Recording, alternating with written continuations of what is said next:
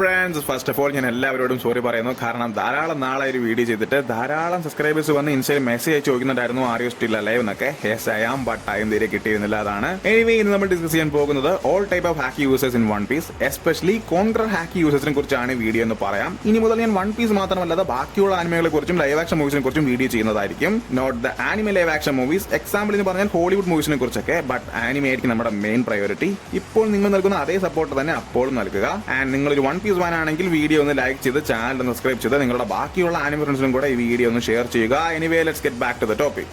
16th പ്ലേസിലുള്ളത് നമ്മുടെ captain kid ആണ്, നമ്മുടെ റോസ്റ്റ് ജനറേഷൻ പൈററ്റ്സിലെ ബിഗ് 3 ഒരാൾ. And yes, he can use conqueror ഹാക്കി. അതേപോലെ തന്നെ എത്ര വലിയ ഹാക്കിയെയും ഒരു പരിധി വരെ നേരിടാനും ഈ ഒരു ക്യാരക്ടറിന് സാധിക്കും. One of the best and strongest ഹാക്കി യൂസിൽ ഒരാളാണ് ക്യാപ്റ്റൻ കിഡ് എന്ന് പറയാം. ബട്ട് കോൺഗ്രർ ഹാക്കി ഇങ്ങനെ അധികം യൂസ് ചെയ്തതായി കണ്ടിട്ടേ ഇല്ല. ബട്ട് കോൺഗ്രർ ഹാക്കി യൂസ് ചെയ്യാൻ ക്യാപ്റ്റൻ കിഡിന് സാധിക്കും. ആൻഡ് അതേപോലെ തന്നെ ബിഗ് ബം ആയിട്ടുള്ള ഫൈറ്റിൽ ക്യാപ്റ്റൻ കിഡിന്റെ ഒരു സ്പെഷ്യൽ ഹാക്കി അറ്റാക്ക് നമുക്ക് കാണാൻ സാധിക്കും. മാൻ, അത് സൂപ്പർ തന്നെയായിരുന്നു. ക്യാപ്റ്റൻ കിഡിനെ പോലെ തന്നെ അങ്ങയുടെ റൈറ്റ് ഹാൻഡ് മാൻ ആയ കില്ലറിനും എത്ര വലിയ ഹാക്കിയെയും ഒരു പരിധി വരെ ഡിഫെൻഡ് ചെയ്യാൻ സാധിക്കും. കിഡിനെ കുറിച്ച് പറയുമ്പോൾ കില്ലറിനെ കുറിച്ച് പറയാതിരിക്കുന്നത് ശരിയല്ല, അതുകൊണ്ട് പറഞ്ഞതാണ്.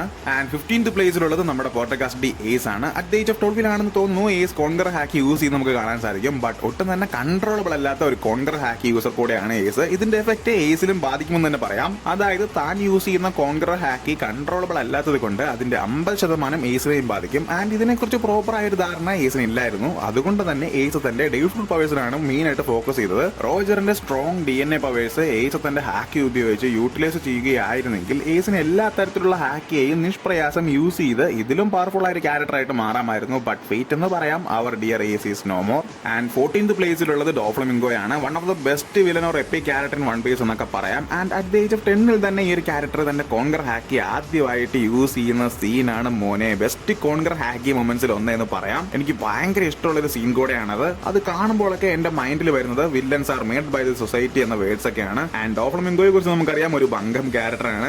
ഇങ്ങനെ ഹാക്കി യൂസ് ചെയ്യുന്ന രീതി തന്നെ ഡിഫറെന്റ് ആണെന്ന് പറയാം. ആൻഡ് ലൂഫി വിസസ് ഡോഫ്ലമിംഗോ ബാറ്റിൽ രണ്ടുപേരുടെയും ഹാക്കി തമ്മിൽ ക്ലാഷ് ആവുന്ന സീൻ, എന്റെ മോനെ ആ ഒരു സീൻ സൂപ്പർ തന്നെയായിരുന്നു. ഞാൻ ഇപ്പോഴും ഇടയ്ക്കിടയ്ക്ക് റിപ്പീറ്റ് ചെയ്ത് കാണുന്ന സീനാണിത്. ആൻഡ് ഡോഫ്ലമിംഗോയ്ക്ക് മൾട്ടിപ്പിൾ ടൈമിൽ കോൺഗ്രർ ഹാക്കി യൂസ് ചെയ്യാൻ പറ്റുമെന്നും പറയുന്നുണ്ട്. ബട്ട് അതിന്റെ എഫക്ട് അധികം നേരത്തേക്ക് ഉണ്ടാകില്ല. ബാക്കിയുള്ള കോൺഗ്രർ ഹാക്കി യൂസേഴ്സിന്റെ അറ്റാക്ക് വളരെ ഈസി ആയി ഡിഫെൻഡ് ചെയ്ത് നിൽക്കാനും ഈ ഒരു ക്യാരക്ടറിന് സാധിക്കും. ആൻഡ് എന്റെ ഡോഫി ഫാൻസ് ഉണ്ടെങ്കിൽ ഒന്ന് കമന്റ് ബോക്സിൽ പറയുക. അതേപോലെ 13th പ്ലേസിലുള്ളത് ഒരു സ്ട്രോ ഹാറ്റ് മെമ്പർ ആണ്. യെസ്, നമ്മുടെ മോസെറ്റ്. Sorry it's our Zoro. And Wano ആർക്കിൽ കൈഡോ തന്നെ സോറോയുടെ കോൺഗ്രർ ഹാക്കിയെ കുറിച്ച് വലിയ രീതിയിലുള്ള ബിൽഡപ്പ് ഒക്കെ തന്നെ നടത്തിയിട്ടുണ്ട്. സോറോ ഈ പോക്ക് പോവുകയാണെങ്കിൽ ഒരു സ്ട്രോങ്സ്റ്റ് കോൺഗ്രർ ഹാക്കി യൂസർ ആയിട്ട് മാറും. ആൻഡ് തന്റെ വെപ്പൺ എബിലിറ്റി ടോട്ടലി ഹാക്കിയുടെ കൂടെ എസ്റ്റാബ്ലിഷ് ചെയ്താൽ പിന്നെ പറയണ്ട, Zoro will be more powerful. വേണമെങ്കിൽ ഈ പവേഴ്സ് വെച്ച് നീഹോക്കിനെ ഡിഫീറ്റ് ചെയ്യാൻ പോലും സോറോയ്ക്ക് സാധിച്ചേക്കാം. ആഫ്റ്റർ ഓൾ സോറോയ്ക്ക് ഇപ്പോൾ കോൺഗ്രർ ഹാക്കി പോലും വളരെ യൂസ്ഫുൾ ആയിട്ട്, ഐ മീൻ സിമ്പിൾ ആയിട്ട് യൂസ് ചെയ്യാൻ സാധിക്കും. ആൻഡ് മോർ പവേഴ്സ് ഇനിയും അൺലോക്ക് ചെയ്യാൻ കിടക്കുന്നേ ഉള്ളൂ.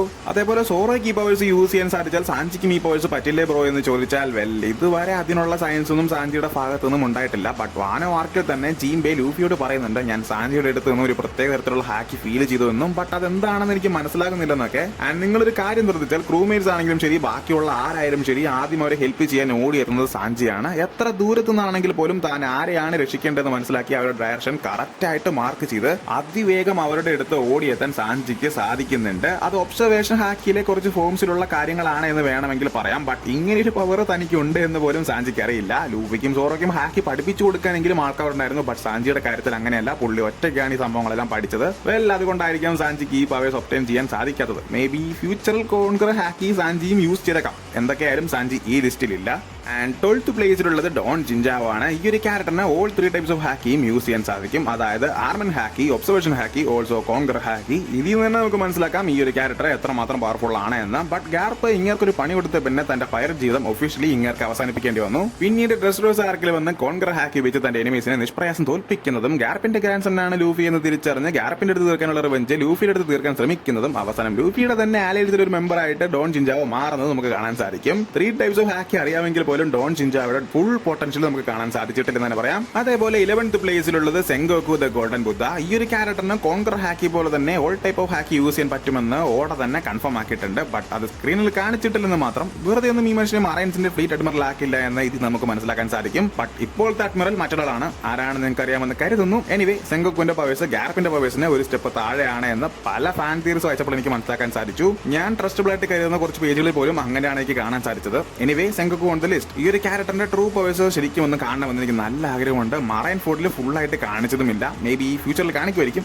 ആൻഡ് 10th പ്ലേസിലുള്ളത് ചാർലറ്റ് കാറ്റഗറിയാണ്. വൺ ഓഫ് ദ സ്ട്രോങ്ങസ്റ്റ് ക്യാരക്ടറിൽ ഒരാളാണ് ഇദ്ദേഹം. വൈറ്റ് ബീഡിന് ശേഷം എനിക്ക് ഏറ്റവും കൂടുതൽ റെസ്പെക്ട് ഉള്ള ഒരു ക്യാരക്ടർ എന്ന് പറയുന്നതും കാറ്റഗറി തന്നെയാണ്. ആൻഡ് ഇങ്ങേർക്ക് മോൾ 3 ടൈപ്സ് ഓഫ് ഹാക്കി ഉപയോഗിക്കാൻ സാധിക്കും, അതും കൺട്രോളബിൾ ആയ ഹാക്കി. കോൺകർ ഹാക്കി പ്രോപ്പർലി യൂസ് ചെയ്യാനും കാറ്റഗറിക്ക് അറിയാം, ബട്ട് അതിനേക്കാളും കൂടുതൽ പുള്ളി യൂസ് ചെയ്യുന്നത് ഒബ്സർവേഷൻ ഹാക്കിയാണ്. അതേപോലെ ലൂഫി വീസസ് കാറ്റഗറിയുടെ ഫൈറ്റ് എന്ന് പറയുന്നത് സ്റ്റിൽ ഒരു ലെജൻഡറി ബാറ്റിൽ തന്നെയാണ്. നിങ്ങൾ ഇപ്പോൾ പോയി IMDbയിൽ ആ എപ്പിസോഡിന്റെ റേറ്റിംഗ് നോക്കിയാൽ പോലും 8.9 ഓർ 9.00 എന്ന റേറ്റിംഗ് കാണാൻ സാധിക്കും. ഒബ്സർവേഷൻ ഹാക്കിയും കോൺകർ ഹാക്കിയും ഇവയെല്ലാം ചേർന്നുള്ള മിക്സഡ് ആയിട്ടുള്ള ഫൈറ്റിംഗ് ആയിരുന്നു അത്. എസ്പെഷ്യലി ലൂഫിയുടെയും കാറ്റഗറിയുടെയും കോൺകർ ഹാക്കി പവേഴ്സ് തമ്മിൽ ഏറ്റുമുട്ടുന്ന സീൻ പറയേ വേണ്ട, സ്റ്റിൽ മെമ്മറബിൾ, സ്റ്റിൽ ഗൂസ്ബംസ്. അതേപോലെ കാറ്റഗറിയുടെ സ്വന്തം സിസ്റ്ററിന് നേരെ ഹാക്കി ഉപയോഗിക്കുന്ന സീൻ, മാൻ പറയണ്ട, ആ മൊമെന്റ് മുതൽ my respect increase for category. Okay, അപ്പോൾ 9th പ്ലേസിലുള്ള ക്യാരക്ടർ ആരാണെന്ന് ചോദിച്ചാൽ it's the dark king Silver Rayleigh. 2 വർഷം കൊണ്ട് തന്നെ ലൂഫിക്ക് ഹാക്കിയുടെ പവേഴ്സ് എല്ലാം പഠിപ്പിച്ചു കൊടുത്ത ലൂഫി ഒരു ലെജൻഡ് ആക്കി മാറ്റാൻ ഈ ഗോട്ടിന് സാധിച്ചു. ആൻഡ് റോജറിന്റെ റൈറ്റ് ഹാൻഡ് മാൻ എന്ന് പറയുമ്പോൾ നിസ്സാര പവർ ഒന്നും ആയിരിക്കില്ല. ആൻഡ് പ്രീവിയസ് എപ്പിസോഡിൽ ബോയ ഹാൻകോക്കിനെ ബ്ലാക്ക് ബിയർഡിന്റെ അടുത്ത് നിന്ന് രക്ഷിക്കാൻ വരുന്ന സീനിന്റെ മോനെ പറയണ്ട, ഗൂസ്ബംസ് ഓവർലോഡ്. ബട്ട് ഏജ് കുറച്ച് കൂടിയത് കൊണ്ട് ഇപ്പോൾ പഴയ ഫോമിൽ നിൽക്കാൻ സാധിക്കുന്നില്ല. ആൻഡ് ഞാൻ കണ്ടതിൽ വെച്ച് പെർഫെക്റ്റ് ആയിട്ട് ഹാക്കി യൂസ് ചെയ്യുന്ന ഒരു വ്യക്തി റെയിലിയാണ്. എല്ലാ തരത്തിലുള്ള ഹാക്കി ഫോംസും സിമ്പിൾ ആയിട്ട് യൂസ് ചെയ്യാൻ റെയിലിക്ക് സാധിക്കും. ഷാങ്സിന്റെ വൈഫൈ ഹാക്കി പോലെ തന്നെ റെയിലിക്കും ആ ഹാക്കി പവേഴ്സ് എല്ലാം യൂസ് ചെയ്യാം. എനിവേ, ഷാങ്സിനും ഈ പവേഴ്സ് എല്ലാം പഠിപ്പിച്ചു കൊടുത്തത് റെയിലിയാണ്. അതുകൊണ്ടാണ് ഈ ക്യാരക്ടറിനെ ഓൾ ടൈം ഗോട്ട് എന്ന് എല്ലാവരും വിശേഷിപ്പിക്കുന്നത്.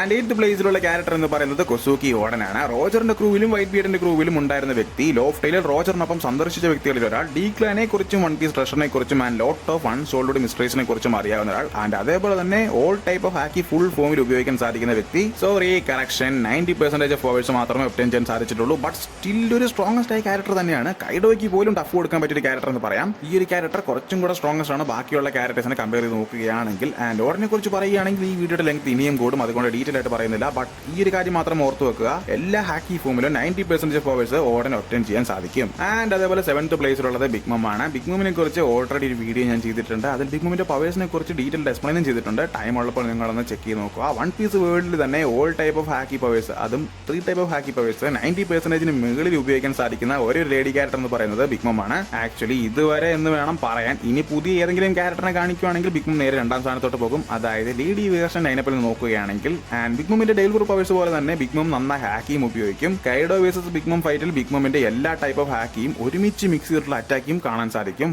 What a strong woman she is. And അതേപോലെ 6th പ്ലേസിലുള്ളത് മാറ്റമല്ല, the goated villain of recent times, yes it's our Kaido. കൈഡോയുടെ പവേഴ്സിനെ കുറിച്ച് ഞാൻ പറഞ്ഞ് നിങ്ങൾ അറിയേണ്ട ആവശ്യമില്ല, അല്ലാതെ തന്നെ നിങ്ങൾക്ക് മനസ്സിലാക്കാൻ സാധിക്കും. ഗിയർ 5 ഫോമിൽ വന്ന ലൂഫിക്ക് ടഫ് കൊടുത്ത ക്യാരക്ടറാണ് കൈഡോ. അപ്പോൾ അതിൽ നിന്ന് ചിന്തിച്ച് നോക്കുക എത്രമാത്രം സ്ട്രോങ്ങസ്റ്റ് ആണ് ഈ ഒരു ക്യാരക്ടർ എന്ന്. സ്ട്രോങ്ങസ്റ്റ് ഹാക്കി യൂസേഴ്സിന് അവരുടെ ഫുൾ പൊട്ടൻഷ്യലിന്റെ പകുതിയെങ്കിലും എടുത്താൽ മാത്രമേ കൈഡോയിൽ നിന്ന് സ്ക്രാച്ച് ചെയ്യാനെങ്കിലും സാധിക്കത്തുള്ളൂ. കൈഡോ ആയിട്ടുള്ള ഫൈറ്റിൽ സോറോ എക്സ്ഹോസ്റ്റഡ് ആകാനും മെയിൻ റീസൺ ഇത് തന്നെയാണ്.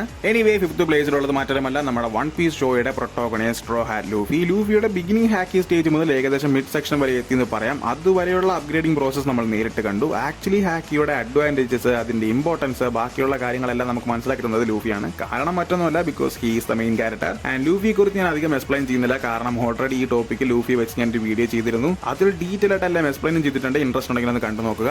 അപ്പോൾ 4th പ്ലേസിൽ ആരാണെന്ന് ചോദിച്ചാൽ നമ്മുടെ ഷാങ്സ് ആണ്. വാനവാർക്കിന്റെ വാന ഗേറ്റിന്റെ ഫ്രണ്ടിൽ നിന്നും ഷാങ്സിന്റെ വൈഫൈ ഹാക്കി നമ്മൾ റീസെന്റ് എപ്പിസോഡിൽ നിന്നും കണ്ടിരുന്നു. മാൻ, ഇറ്റ്സ് പ്യുവർ ഗൂസും സീൻ തന്നെയായിരുന്നു. ഷാങ്സ് എത്രമാത്രം വലിയ ഹാക്കി യൂസർ ആണ് എന്ന് ആ ഒരൊറ്റ സീനിൽ നമുക്ക് മനസ്സിലാക്കാൻ സാധിക്കും. ആക്ച്വലി ഷാങ്സിന്റെ പ്രസൻസ് തന്നെ ധാരാളം എനിമീസ് തീർന്നോളും എന്ന ലെവലായിരുന്നു അത്. അതേപോലെ എല്ലാ ഹാക്കിയിലും, അത് കോൺകർ ഹാക്കി ആയിക്കോട്ടെ, ഒബ്സർവേഷൻ ഹാക്കി ആയിക്കോട്ടെ, ആർമൻ ഹാക്കി ആയിക്കോട്ടെ, എല്ലാത്തിലും പീക്കിൽ നിൽക്കുന്ന ഒരു ക്യാരക്ടർ എന്ന് പറയുന്നത് ഷാങ്സ് ആണ്. ഫൈനൽസ് ആക്കിയാൽ അത് നമുക്ക് കുറച്ചും കൂടി ഡീറ്റെയിൽ ആയിട്ട് കാണാൻ സാധിക്കും. അങ്ങനെയാണ് ക്രിയേറ്റേഴ്സ് എല്ലാം പറഞ്ഞിരിക്കുന്നത്. എന്താകുമെന്ന് വൈകാണ്ട് കാണാം. ആൻഡ് കറന്റ് ടോപ്പ് ലെവലിൽ നിൽക്കുന്ന ഹാക്കി യൂസർ എന്ന് പറയുന്നതും ഷാങ്സ് തന്നെയാണ്. കാരണം ലെജൻസ് എല്ലാം തന്നെ ഏജ് ആയി, അല്ലാത്തവരെല്ലാം ഇല്ലാണ്ടുമായി. സോ യാ, ഷാങ്സ് എന്ന് തന്നെ പറയാം. ആൻഡ് ടോപ്പ് 3 പോകുന്നതിന് മുൻപ് ഞാൻ ഒന്നും കൂടെ പറയുന്നു, ഇതേപോലുള്ള വീഡിയോസ് ചെയ്യാൻ നിങ്ങളുടെ സപ്പോർട്ട് എനിക്ക് വേണം. അതുകൊണ്ട് please subscribe my channel. And അതേപോലെ എന്നെ ഇൻസ്റ്റയിൽ ഒന്ന് ഫോളോ ചെയ്ത് മെസ്സേജ് ചെയ്ത് നിങ്ങളുടെ കണ്ടന്റ്സ് ആൻഡ് തിയറീസ് ഒക്കെ ഒന്ന് ഷെയർ ചെയ്യുക. ഇൻസ്റ്റ ഐഡിയുടെ ലിങ്ക് താഴെ ഡിസ്ക്രിപ്ഷൻ ബോക്സിൽ കൊടുത്തിട്ടുണ്ട്. ഇൻട്രസ്റ്റ് ഉണ്ടെങ്കിൽ ഒന്ന് ഫോളോ ചെയ്യുക. എല്ലാം നമ്മുടെ ആനിമെ കമ്മ്യൂണിറ്റിക്ക് വേണ്ടിയാണ്. ആൻഡ് ടോപ്പ് 3 3rd പ്ലേസിലുള്ളത് ദ ഗ്രേറ്റ് വൈറ്റ് ബിയർഡ് ആണ്. എന്റെ ഫേവറേറ്റ് ക്യാരക്ടേഴ്സിലുള്ള കൂടെയാണ് വൈറ്റ് ബിയർഡ്. നിങ്ങൾക്കും വൈറ്റ് ബിയർഡിന് ഇഷ്ടമാണെങ്കിൽ ജസ്റ്റ് കമന്റ് ബോക്സിൽ ഒന്ന് പറയുക. ആൻഡ് ഹാക്കിയുടെ എല്ലാ ടൈപ്സും 99 or 100% പവേഴ്സും വൈറ്റ് ബിയർഡ് യൂസ് ചെയ്തിട്ടുണ്ടെന്ന് പറയാം. ആൻഡ് അതിന് പെർഫെക്റ്റ് എക്സാമ്പിൾ എന്ന് പറയുന്നത് Roger versus white beard fight ആണ്. ഏകദേശം 3 days സംതിങ് ആ ഫൈറ്റ് തുടർന്നു. അതും ഓൺലി ഹാക്കി ഫോംസിൽ മാത്രം. വൈറ്റ് ബിയർഡിന്റെ വെപ്പണിലും ഈ ഹാക്കി പവേഴ്സ് ഇൻക്ലൂഡ് ചെയ്ത് അതിന്റെ മാക്സിമം പൊട്ടൻഷ്യലാണ് ഫൈറ്റ് ചെയ്യുന്നത്. മറൈൻ ഫോർഡ് ആർക്കിലും നമുക്ക് ആ സെയിം പവർ കുറച്ച് ഡിഫറന്റ് ആയ രീതിയിൽ കാണാൻ സാധിക്കും. എന്നെ സംബന്ധിച്ചിടത്തോളം വൈറ്റ് ബിയർഡിന്റെ ഡെവിൾ ഫ്രൂട്ട് പവേഴ്സ് വെച്ചിട്ടാണെങ്കിലും ശരി, ഹാക്കി പവേഴ്സ് വെച്ചിട്ടാണെങ്കിലും ശരി, വേൾഡ് സ്ട്രോങ്സ്റ്റ് മാൻ എന്ന ടൈറ്റിലിന് 100% നീതി പുലർത്തിയ ക്യാരക്ടറാണ് വൈറ്റ് ബിയർഡ് എന്ന് പറയാം. ഇതേപോലൊരു ക്യാരക്ടറിനെ വൺ പീസിൽ നിന്ന് മാത്രമല്ല ആനിമെ ഇൻഡസ്ട്രിയിൽ തന്നെ വേറെ കാണാൻ സാധിക്കില്ല.